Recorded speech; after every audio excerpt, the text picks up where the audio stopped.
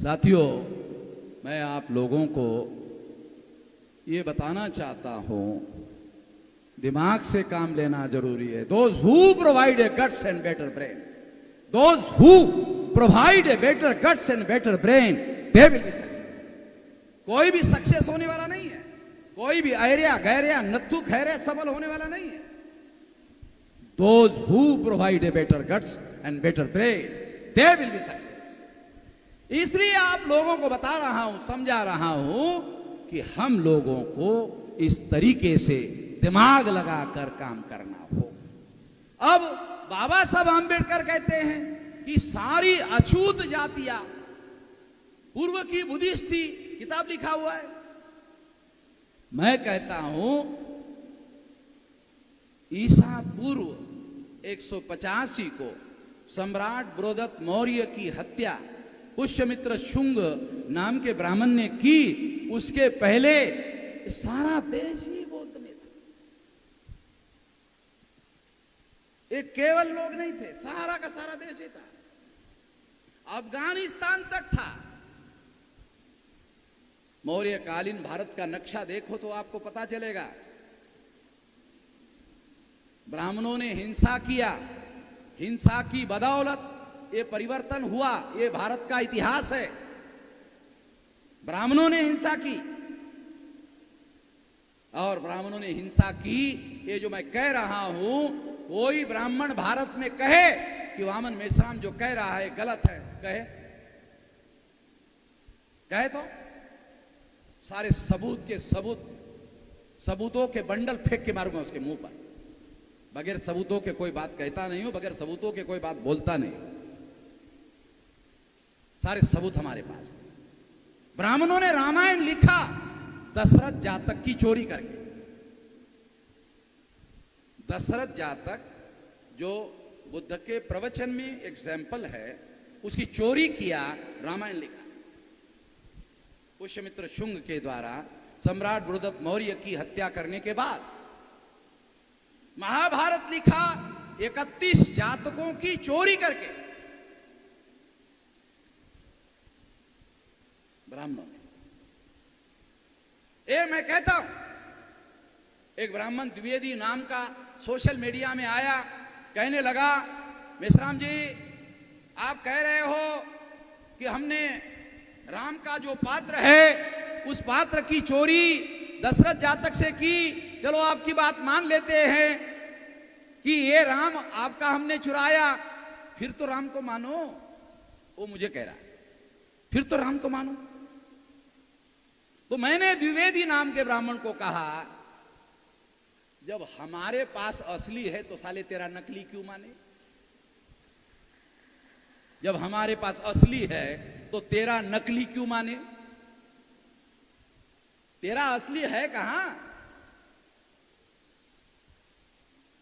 मैं आप लोगों को ये एग्जाम्पल इसलिए दे रहा हूं कि ब्राह्मणों के पास बताने के लिए, चूंकि वो विदेश से भारत में आए हुए विदेशी लोग हैं, यूरेशियन लोग हैं, डीएनए के अनुसार यूरेशियन लोग हैं, उन लोगों ने ये भारत में संकट पैदा किया हुआ है। ये अस्पृश्यता रखने वाली जो जातियां हैं 1703, ब्राह्मणों ने, जिन बौद्ध लोगों ने ब्राह्मणों की बातों को अस्वीकार किया, ब्राह्मणों ने इनको बहिष्कृत करके अछूत बनाया।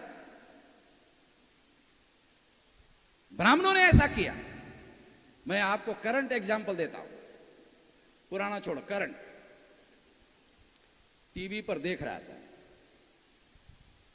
एक मुसलमान गली में सब्जी बेचता था, उसी गली में बेचता था। जब कोविड का प्रचलन चला, मुसलमानों के विरोध में बड़ा अभियान चलाया गया। उसके बाद वो मुसलमान उस गली में सब्जी बेच रहा था, तो ब्राह्मणों के लोगों ने उसे सब्जी खरीदने के लिए मना किया कि नहीं जाओ, तुम्हारी सब्जी नहीं खरीदेंगे। वो कई सालों से उस गली में सब्जी बेचता था, वो सब्जी खरीदते थे।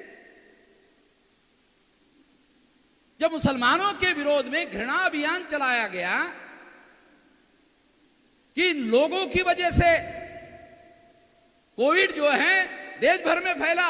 ऐसा जब प्रचार किया गया और घृणा अभियान चलाया गया तो मुस्लिम सब्जी बेचने वाला, मेहनत से पैसा कमाने वाला, किसी को भीख नहीं मांग रहा है, मेहनत से पैसा कमा रहा है, अपने बच्चों का पालन पोषण कर रहा है, उसकी सब्जी लेने से इनकार कर दिया। इसका अर्थ जानते हो कि जो काम ब्राह्मणों ने बुद्धिस्ट लोगों के लिए इतिहास में किया, मुसलमानों से भी करना शुरू कर दिया।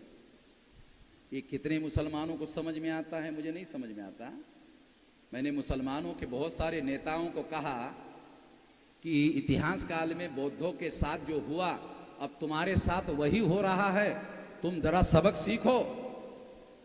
अगर तुम सबक नहीं सीखोगे तो तुम्हारे साथ हो जाएगा। ये मैंने जो बात पहले कही थी, मैंने अपने आंखों से टीवी में देखा कि मुसलमानों के साथ भी अस्पृश्यता की तरह व्यवहार होना शुरू हो गया। तो हमें आंखें खुली रखनी होगी और देश में क्या चल रहा है उसे सबक सीखना होगा। और सबक सीखकर हमें संगठित शक्ति का केवल निर्माण करने से काम नहीं करना होगा, बल्कि संगठित शक्ति का फैलाव 6 लाख गांवों तक करना होगा।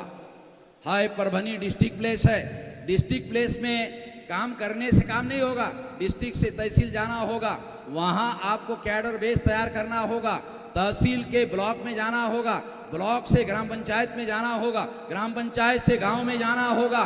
गांव में हमारी ज्यादा संख्या के लोग रहते हैं, गांव में सबसे ज्यादा भुक्तभोगी लोग रहते हैं। मैं अपने तजुर्बे की बात आपको बोलता हूं।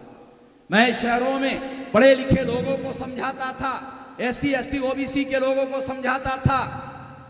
वो मुझे सवाल पूछते थे, मैं उनके सवालों का जवाब देता था। जवाब देने के बाद भी पता नहीं चलता था कि ये लोग मुझे साथ देने वाले हैं कि नहीं देने वाले। अगले 6 महीने के बाद जाता था, वही सवाल दोबारा पूछता था। हरामखोरी की भी साली हद होनी चाहिए, हरामखोरी की भी हद होनी चाहिए। ये बाबा साहब अम्बेडकर ने कहा पढ़े लिखे लोगों ने धोखा दिया, ये साला मुझे भी अनुभव हो रहा। मेरे तजर्बे की किताब की बात नहीं बोल रहा हूं। गांव में जाओ, आधा घंटा 1 घंटा गांव के लोगों को बताओ। गांव के लोग क्या बोलते मालूम है? हाँ आ गया, समझ में आ गया। करना क्या है बताओ, करना क्या है बताओ। क्योंकि वो किताब नहीं पढ़ रहा है, भुक्तभोगी है, डेली उसके साथ अन्याय हो रहा है। उसको रियलाइजेशन होता है, एहसास होता है, उसको लगता है हाँ इसमें बदलाव होना चाहिए, इसमें परिवर्तन होना चाहिए, तुरंत आपके साथ जुड़ जाता है। 10 साल का समय लगाओ, 6 लाख गांवों में फैल जाएगा। एक जिले में एक आदमी ने अगर डिसाइड कर लिया तो 10 साल में एक जिले में 1000, 1200, 1500 गांव होते हैं। अकेला ही आदमी 1200 गांव कवर कर सकता है। मैं खुद 500 जिलों में भारत के फिजिकल जाकर मीटिंग कर चुका हूं। फिजिकल जाके मीटिंग कर चुका हूं। ऐसा कोई जिंदा आदमी भारत में नहीं होगा मेरे अलावा।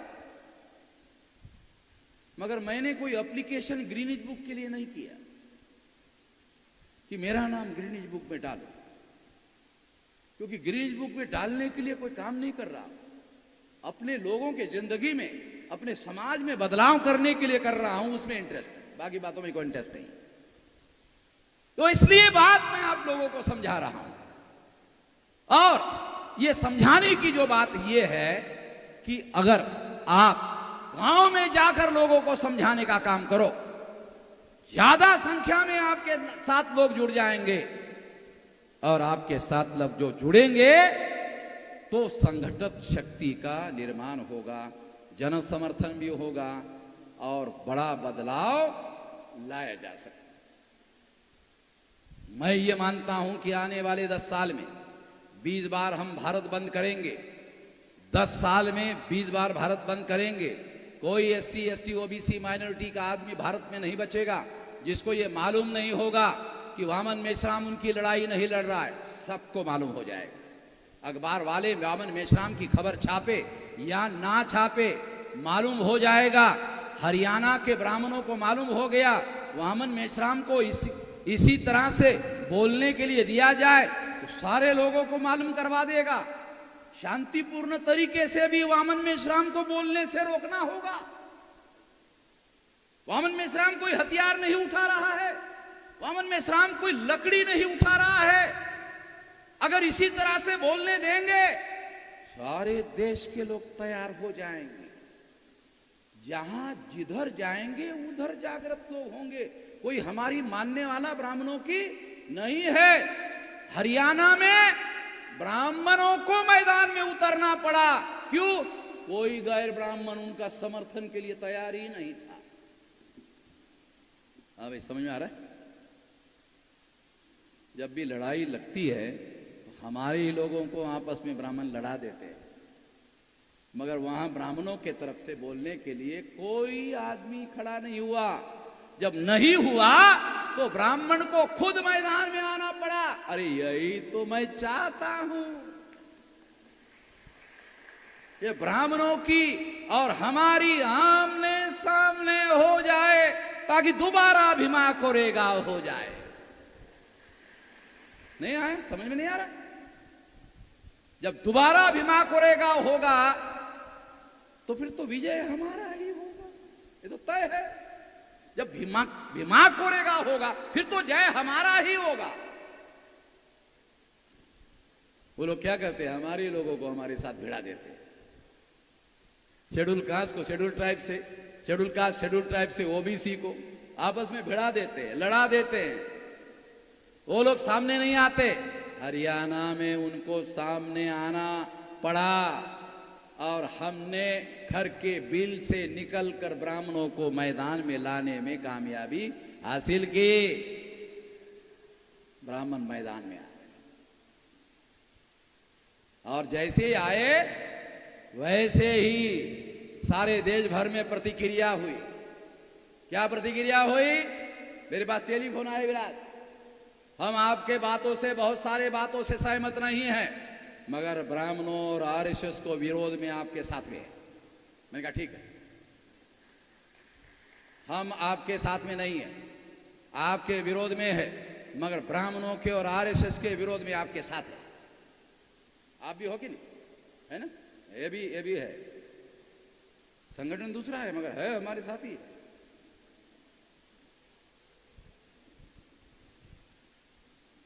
मैं आप लोगों को ये बताना चाहता हूं कि आने वाले 10 साल में ये परिस्थिति कितनी ज्यादा बड़ी हो जाएगी, आप अंदाजा लगाओ।